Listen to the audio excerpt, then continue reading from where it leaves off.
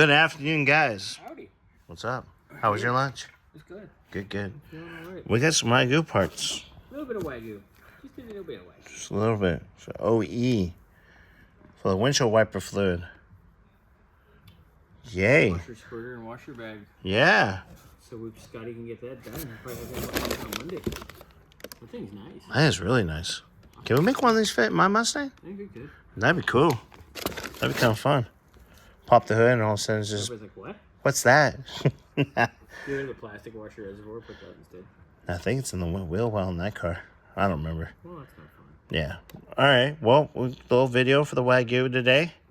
So, what'd you say? Monday, Tuesday, maybe? Probably Monday, Tuesday. Scotty will be back on that. We know the motor's pretty much ready. I got to build the fuel line.